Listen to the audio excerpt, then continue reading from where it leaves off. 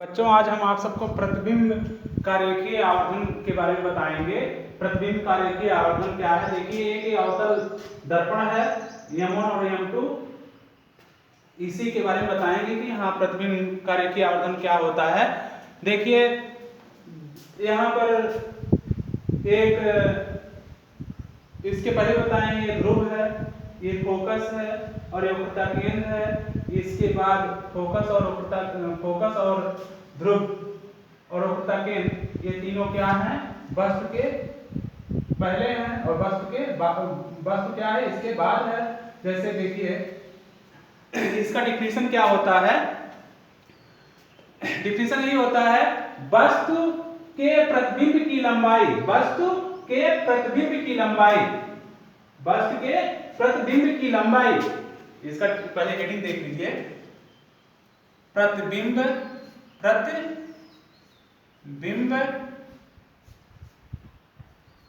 का रेखीय आवर्धन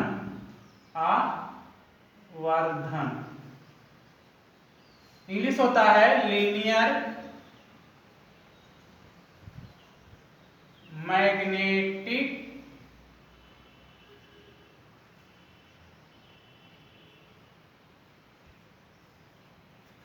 सन ऑफ इमेज। इसका सिंपल डिफिनेशन होता है, आप जान जाएंगे तुरंत कि वस्तु के प्रतिबिंब की लंबाई, वस्तु के प्रतिबिंब की लंबाई एवं वस्तु के लंबाई के अनुपात को, एवं वस्तु के लंबाई के अनुपात को क्या कहते हैं? रेखीय आवर्धन कहते हैं। इसे स्मॉल m से प्रदर्शित करते हैं। देखिए, हम लिख कर बता दे रहे हैं, वस्तु के प्रतिबिंब की लंबाई, वस्तु के प्रतिबिंब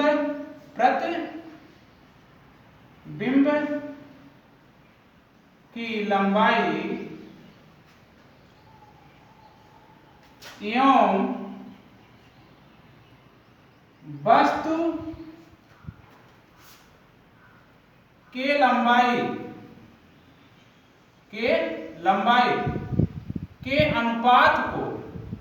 लंबाई के अनुपात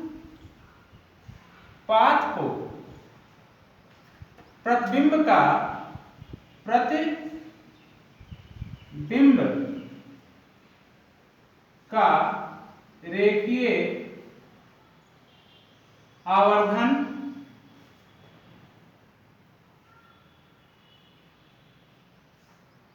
कहते हैं। इसे स्मॉल m से प्रदर्शित करते हैं। हम लिख भी सकते हैं, रेखीय आवर्धन बराबर रेखीय आवर्धन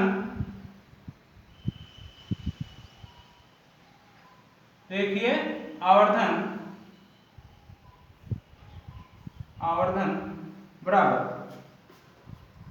रेखीय आवर्धन बराबर क्या होता है? रेखीय आवर्धन बराबर क्या होता है? मतलब स्मॉल m इक्वल टू प्रतिबिंब की लंबाई, प्रतिबिंब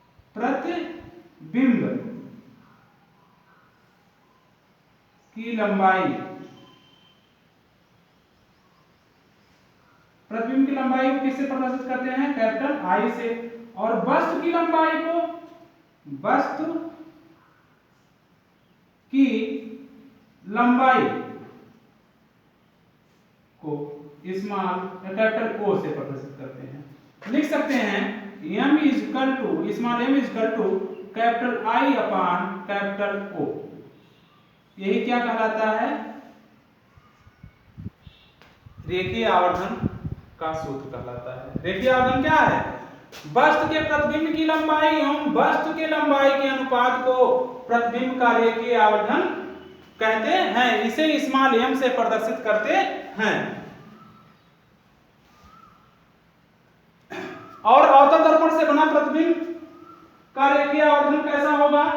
इसको जान लीजिए। अवतल दर्पण से बने प्रतिबिंब का रेखीय आवर्धन। माना M1 M2 एक अवतल दर्पण है। माना इसको एक बार बता दे रहे हैं फिर। वस्तु के प्रतिबिंब की लंबाई एवं वस्तु के लंबाई के अनुपात को प्रतिबिंब का रेखीय आवर्धन कहते हैं। इसे स्मॉल m से प्रदर्शित करते हैं। रेखीय आवर्धन m इक्वल टू प्रतिबिंब की लंबाई अपान वस्तु की लंबाई m equal to I by O। यही क्या कहलाता है? रेखीय आवर्धन कहलाता है। माना M1 अवतल दर्पण के लिए रेखीय आवर्धन क्या होगा? अवतल दर्पण से बने प्रतिबिंब का रेखीय आवर्धन। अवतल दर्पण से बने अवतल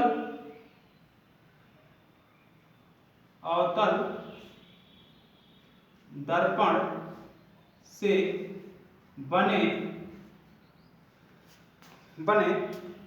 प्रतिबिंब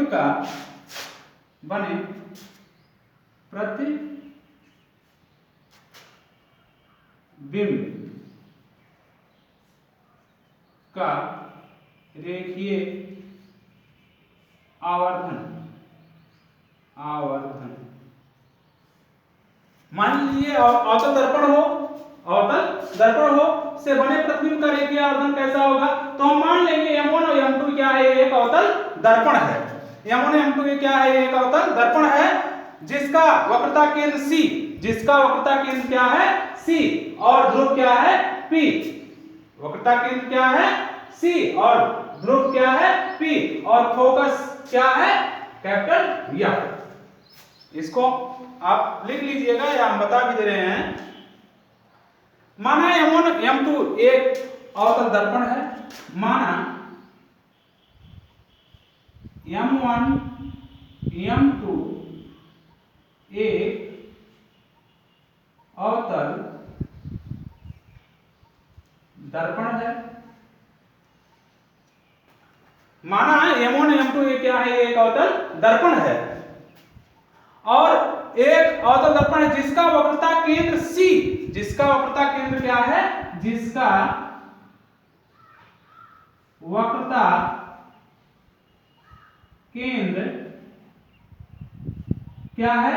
कैपिटल C है, कैपिटल C है। और ध्रुव P और ध्रुव कैपिटल P तथा फोकस कैपिटल F तथा फोकस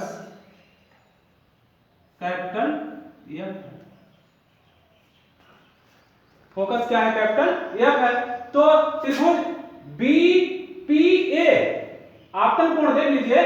BPA ये आपतन कोण है। BPA आपतन कोण है। ये आने वाले जो प्रकाश किरण है। और APB डैश, APB डैश कैसा कोण है? परावर्तन कोण है। कैसा कोण है? परावर्तन कोण है। इसको हम मिटा दे रहे हैं। ऊपर जो लिखा गया है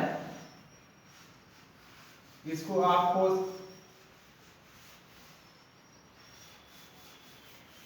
नोट करना होगा, नोट कर लीजिएगा।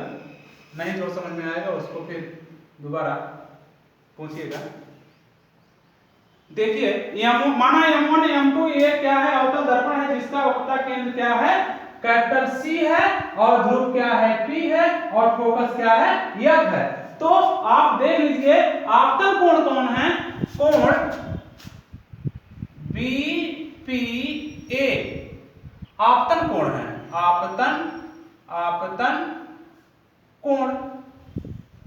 और परावर्तन कोण क्या है? APB डैश, APB डैश कोण APB डैश परावर्तन कोण है। कैसा कोण है? परावर्तन कोण है। तो कोण BPA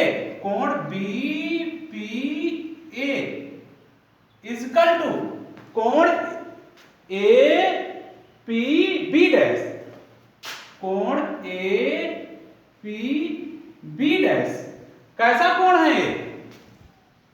बराबर है ना। आप जानते होंगे परावर्तन के नियम से आपतन कोण और परावर्तन कोण आपस में क्या होते हैं? बराबर होते हैं। ये लिख सकते हैं परावर्तन के नियम से,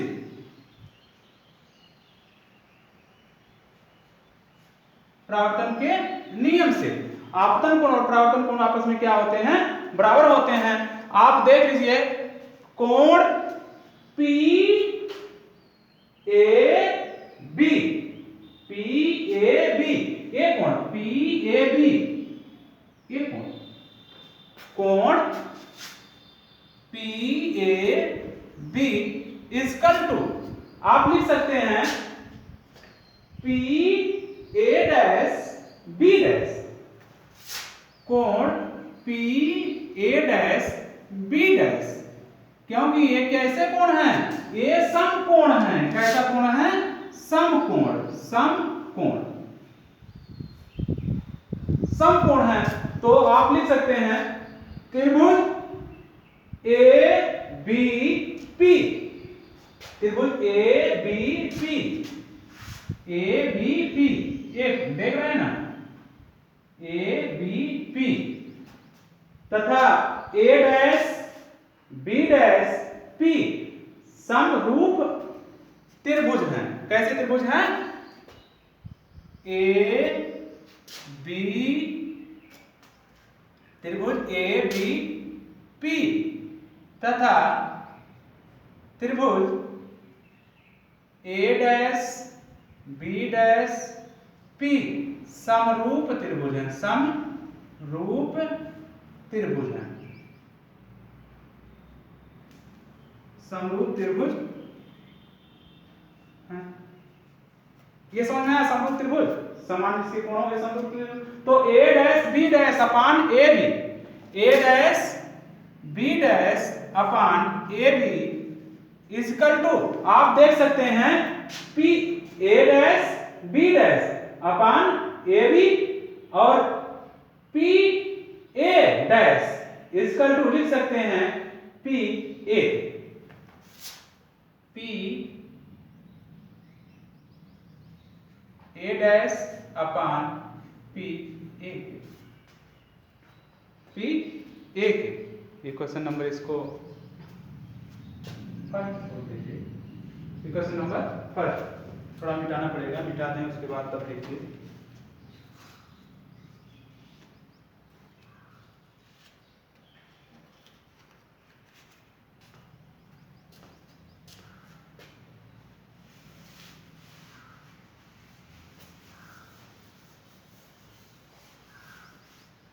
वस्तु की लंबाई ए बी, वस्तु की लंबाई, वस्तु की लंबाई ए बी इक्वल टू क्या हो जाएगा? Plus capital O, plus capital O A B. देखिए ऊपर है, ऊपर की दिशा में क्या होगा? पॉजिटिव होगा। यदि नीचे है तो क्या होगा? प्रतिबिंब की लंबाई क्या होगा? प्रतिबिंब की लंबाई, प्रतिबिंब की लंबाई A dash B dash equal to minus capital I होगा। प्रतिबिंब की लंबाई h से ऊपर की ओर तथा प्रतिबिंब की लंबाई h से नीचे की ओर, ऊपर की ओर धनात्मक लिया जाता है और नीचे की ओर क्या लिया जाता है? ऋणात्मक ली जाती है। आपको हमने पहले भी बता दिया है। तो वस्तु की दर्पण के ध्रुव से दूरी जो होगा क्या होगा? पी ए, पी ए। वस्तु की दर्पण के ध्रुव से, वस्तु देखिए वस्तु, वस्तु कह रहा है वस्तु की दर्पण के, वस्तु की दर्पण से ध्रुव, ध्रुव से दूरी, वस्तु की दर्पण से ध्रुव से दूरी या की दूरी, ध्रुव से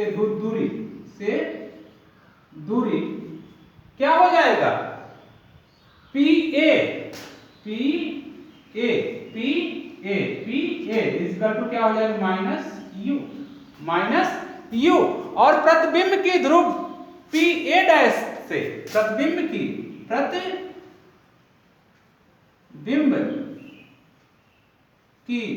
दर्पण से ध्रुव से दूरी PA dash equal to minus small v। तो आप रख दीजिए समीकरण नंबर 1 में सभी का मान, देखिए क्या मिलता है आपको, A डैश B डैश क्या है, माइनस आई अपान क्या हो जाएगा, ए बी बराबर क्या है, O equal to P A dash minus small v और माइनस यू। आप देख रहे हैं माइनस माइनस क्या हो जाएगा, प्लस हो जाएगा। तो आप लिख सकते हैं small m equal to I by O equal to minus small v बाई स्मॉल u। यही आपका रेखीय आवर्धन का सूत्र है, आप विशेष ध्यान दीजिएगा। हमने पहले बता दिया है कि प्रतिबिंब का रेखीय आवर्धन का मतलब होता है, आप यदि आता है 2 नंबर का आता है, बहुत इंपॉर्टेंट होता है, आप जान लीजिए वस्तु के प्रतिबिंब की लंबाई, जो वस्तु का प्रतिबिंब है, ये प्रतिबिंब है की लंबाई, वस्तु की लंबाई के अनुपात को क्या कहते हैं, प्रतिबिंब का रेखीय आवर्धन कहते हैं। और आपको अवतल दर्पण के बारे में हमने बताया कि अवतल दर्पण के बारे में आप यदि पूछ ले कैसे निकालना होगा तो आपको आराम से ये समझ में आया होगा। धन्यवाद आप सबको। मैं बस आज यही इतना आप सबको बताया। आप सब इत्मीनान से पढ़िए और ध्यान दीजिए, नोट्स बनाते रहिए। कहीं पर कोई भी दिक्कत हो मैसेज करिए, आप सबको सॉल्व मिलेगा। धन्यवाद।